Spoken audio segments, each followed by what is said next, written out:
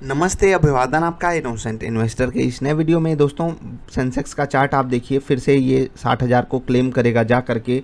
Chances इसके काफ़ी ज़्यादा हैं और अभी नहीं किया तो बाद में तो इसको करना ही है। कुछ लोग सवाल पूछते हैं कि सर कौन से स्टॉक्स को अपने पोर्टफोलियो में हम लंबे समय के लिए रखें, अभी कौन सा खरीद लें। तो इस पे मैंने कई बार जवाब दिया है, वो जवाब दूंगा। उससे पहले आपको बता दूं कि कॉइन DCX ने अमिताभ बच्चन को ब्रांड एम्बेसडर चुन लिया है। अब अमिताभ बच्चन साहब का बिटकॉइन से काफ़ी पुराना नाता है। आई होप आप सब जानते होंगे ये नाता कितना अच्छा है।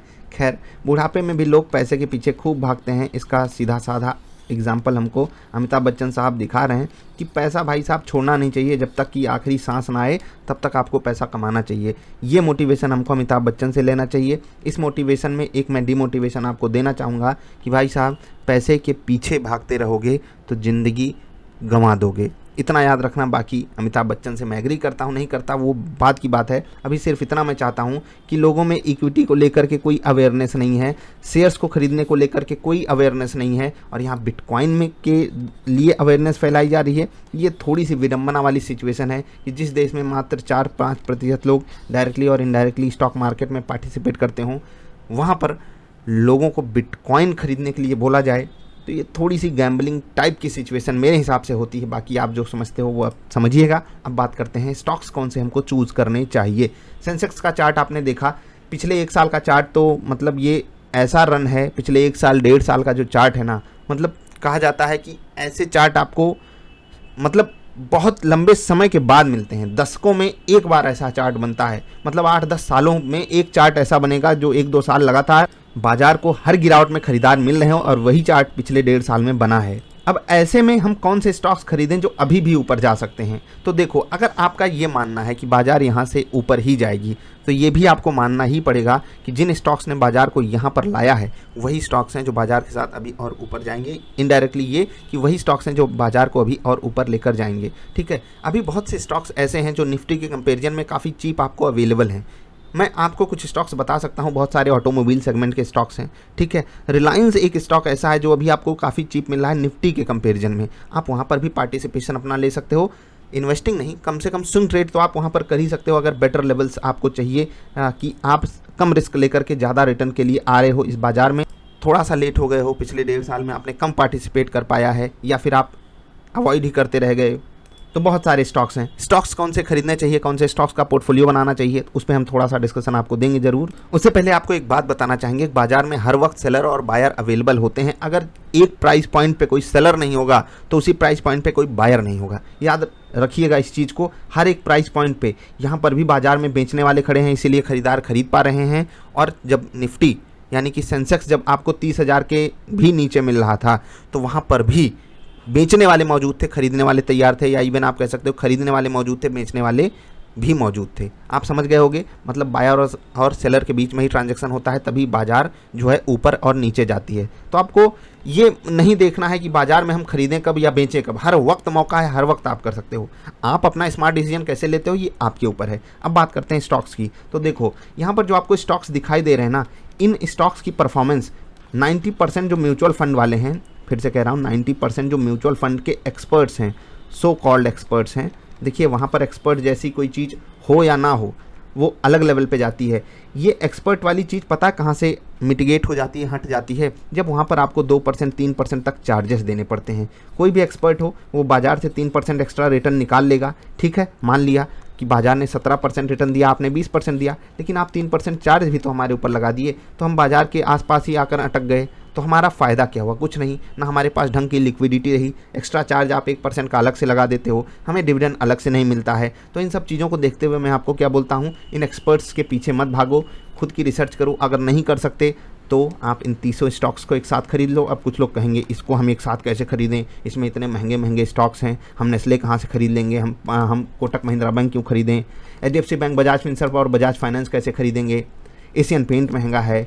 ठीक, सब तो महंगा आपको दिखाई देगा। ठीक, टाटा स्टील आपको 1000 के ऊपर दिखाई देगा, अल्ट्राटेक सीमेंट आपको महंगा दिखाई देगा, सब आपको महंगे महंगे स्टॉक इसमें दिख रहे हैं। इंडसइंड बैंक भी सोचिए इतना महंगा है। करें तो करें क्या?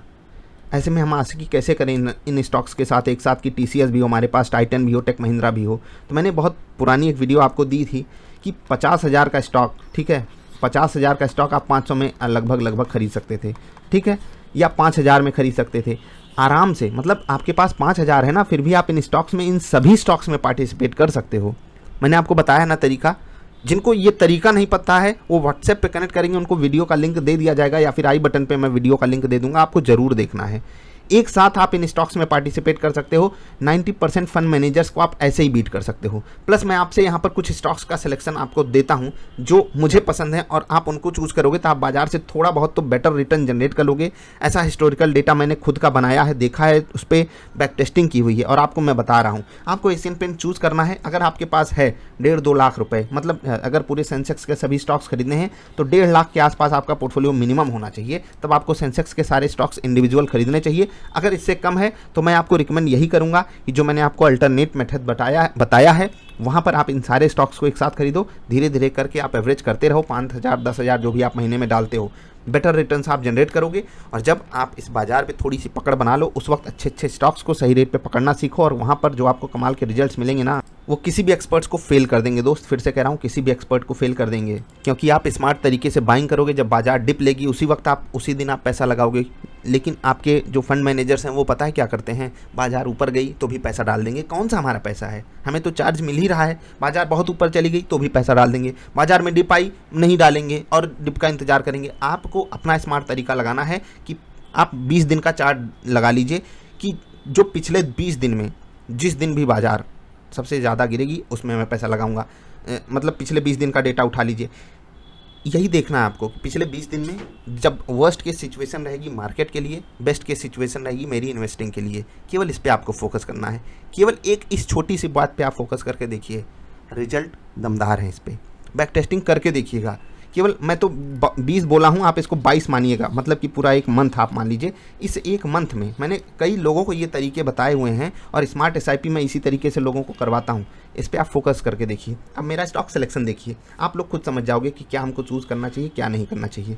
एशियन पेंट मैं चूज़ करूँगा, एक्सिस बैंक में चूज़ करूँगा, बजाज ऑटो नहीं चूज़ करूँगा, बजाज फिनसर्व नहीं चूज़ करूँगा, बजाज फाइनेंस चूज़ कर लूँगा। ठीक ऐसे ही आपको करना है। भारतीय एयरटेल चूज़ करूँगा, डॉक्टर रेड्डी अवॉइड करूँगा, SCL टेक लूँगा, HDFC खरीदूँगा, HDFC बैंक भी खरीदूँगा, हिंदुस्तान यूनिलीवर, ICICI बैंक खरीदूँगा, इंडसइंड बैंक खरीदूँगा।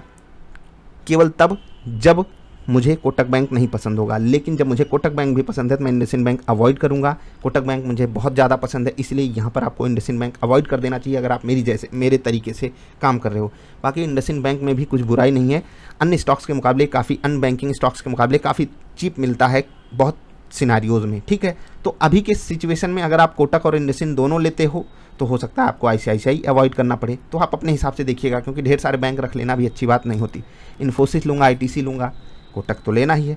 L&T मैं अवॉइड करता हूँ, हो सकता है आप ले लो। महिंद्रा एंड महिंद्रा मैं लूँगा, मारुति नहीं लूँगा मैं, क्योंकि मुझे और बेटर ऑप्शंस मिलेंगे। ठीक है, नेस्ले मैं खरीदूंगा, NTPC अवॉइड कर दूंगा, पावर ग्रिड अवॉइड कर दूंगा, रिलायंस ले लूँगा, स्टेट बैंक भी ले लूँगा, सन फार्मा अवॉइड कर दूंगा क्योंकि मुझे फार्मा सेक्टर नहीं पसंद। हो सकता है आपको पसंद हो तो आप सन फार्मा खरीद लो। टाटा स्टील मैं नहीं लूँगा, TCS मैं ले लूँगा, टेक महिंद्रा ले लूँगा, टाइटन भी ले लूँगा, अल्ट्राटेक सीमेंट यहाँ पर अवॉइड कर दूंगा क्योंकि अन्य FMCG स्टॉक्स हैं हमारे पास, या हमारे पास और बेटर ऑप्शंस हैं सीमेंट सेक्टर के जो थोड़े से चीप अवेलेबल हों। अगर हमको लेना ही है तो हम बिल्कुल अल्ट्राटेक सीमेंट भी ले लेंगे।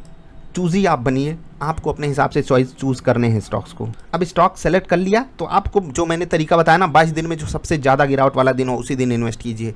बैक टेस्ट करके देखिए दोस्त, इससे बेटर मतलब बाज़ार में कुछ अवेलेबल है ही नहीं। बस हम सब मेहनत को अवॉइड करने के लिए कुछ भी खरीद लेंगे, बाज़ार में कुछ भी कबाड़ा खरीद लेंगे। केवल इन चीज़ों को अवॉइड करिए, आपको बेटर रिजल्ट्स मिलेंगे। बिटकॉइन जो कि अभी रेगुलेटेड भी नहीं है, उसके ब्रांड एम्बेसडर जब अमिताभ बच्चन जैसी पर्सनालिटी बनते हैं तो as a country, as a citizen of India मुझे एक ऐसा फील आता है कि नहीं, ये सच में एक ऐसा देश है ना जहाँ पर लोग बहुत स्वार्थी हैं। मैं आपको बताता हूँ, इंडिया में जो बिजली चोरी है, जितना प्रोडक्शन होता है बिजली का मुझे एग्जैक्टली नहीं पता, लेकिन आप इस पर रिसर्च कीजिएगा, 25% से ज़्यादा बिजली चोरी होती है। फिर से बोल रहा हूँ, ये मतलब 25% भारतीय चोर हैं, चोरकट हैं, चोरकट ही कहा जाता है ना, हाँ 25%। मेंटालिटी देखिए, और बाहर निकल जाओ या सोशल मीडिया पे देखो तो लगता है कि सब शरीफी बने टहल रहे हैं। ये 25% बिजली चोरी हो रही है, सोच कर देखिए। और ये जो ब्रांड्स हैं 30% अपने नाम का पैसा लेते हैं। क्यों? क्योंकि वहीं से इनको प्रमोशन करना है, वहीं से ये चीज़ों को देंगे, ब्रांड एम्बेसडर खोज के लाएंगे आपके लिए। और आप सब भी लार टपकाते हुए कहीं कोई हीरोइन कमर लटका दी तो उसके बाद आप तो गिर ही पड़ोगे। अमिताभ बच्चन आकर भारी आवाज़ में बोल दिए, अरे आप बिटकॉइन में नहीं इन्वेस्ट किए, तब तो मतलब आपका पैसा बर्बाद है। मैंने बिटकॉइन में इन्वेस्ट किया और मुझे अभिषेक मिला, और आप क्या बताएं। किसी की भावनाओं को आहत करना हमारा काम नहीं है। हम रुद्र अभिषेक की बात कर रहे थे। बाकी जिनको बिटकॉइन में बहुत मज़ा आ रहा है, मैं उनसे कहूँगा ज़रा ऑप्शंस आकर ट्राई करो। एक दिन में 5 गुना पैसा होता है यहाँ पर। बिटकॉइन वाले कहाँ हो भाई? आपके स्टॉक्स जो हमारे यहाँ ऑप्शन वाले ट्रेडर्स हैं ना, उनसे जाकर मिलो। एक दिन में 5-5 गुना पैसा करा देते हैं। आप बिटकॉइन में उलझे रहते हो, एक दिन 5% ऊपर, एक दिन 5% नीचे, क्या मतलब? आओ कभी ऑप्शन ट्रेडिंग में, कुछ दिन तो गुजारो ऑप्शन ट्रेडिंग में, मज़ा आ जाएगा।